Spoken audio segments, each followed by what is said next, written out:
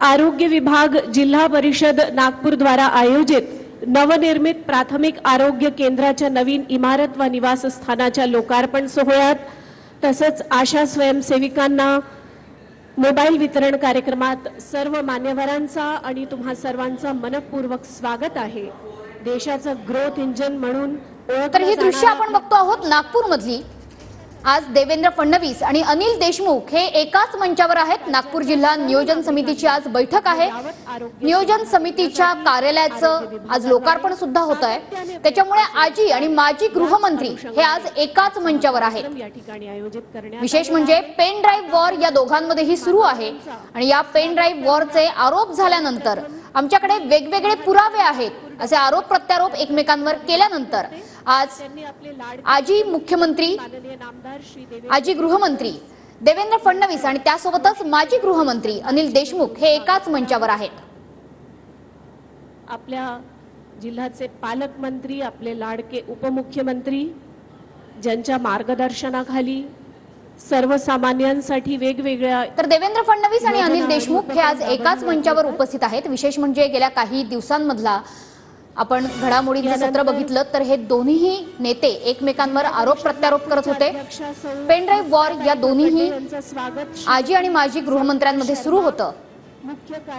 वेगवेगळे आरोप अनिल देशमुखांनी सुद्धा देवेंद्र फडणवीसांवर लावले तर देवेंद्र फडणवीसांनी सुद्धा त्याला प्रत्युत्तर दिलं आणि या पेन ड्राइव्ह वॉर नंतर आता फडणवीस आणि अनिल देशमुख हे एकमेकांसमोर आलेले आहेत। नागपूर जिल्हा नियोजन समितीची आज बैठक पार पडते आहे। आपले प्रतिनिधी गजानन उमाटे सध्या आपल्या सोबत आहेत। गजानन, आजी आणि माजी गृहमंत्री आज एकाच मंचावर आहेत। विशेषतः पेन ड्राइव्ह वॉरची पार्श्वभूमी आजच्या या बैठकीला आहे, काय सांगशील?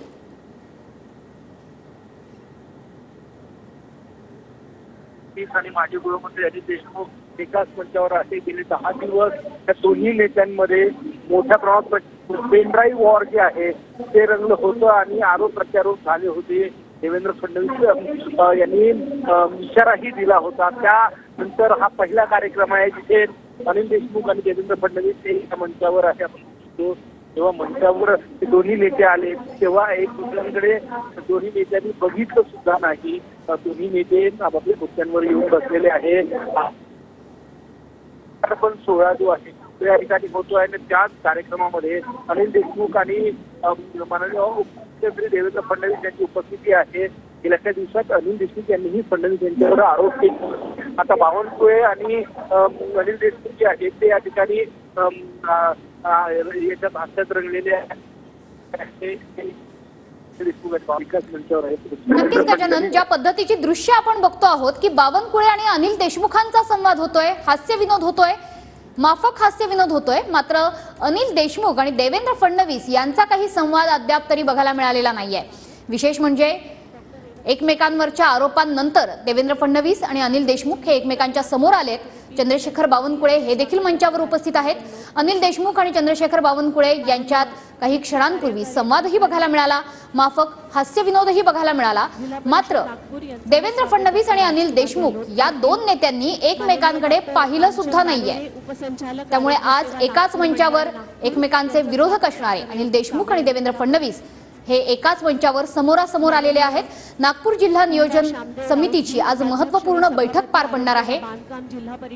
या जिल्हा नियोजन समितीच्या कार्यालयाचं सुद्धा लोकार्पण आज केलं जाणार आहे। त्यामुळे नागपूरच्या दृष्टीने ही बैठक तर महत्त्वाची आहेच, मात्र राजकीय दृष्ट्या सुद्धा संपूर्ण राजकीय वर्तुळाचं लक्ष या बैठकीकडे, या कार्यक्रमाकडे लागून राहिलेलं आहे। काही दिवसांपूर्वी देवेंद्र फडणवीस आणि अनिल देशमुख यांनी एकमेकांवर आरोप प्रत्यारोप केले होते।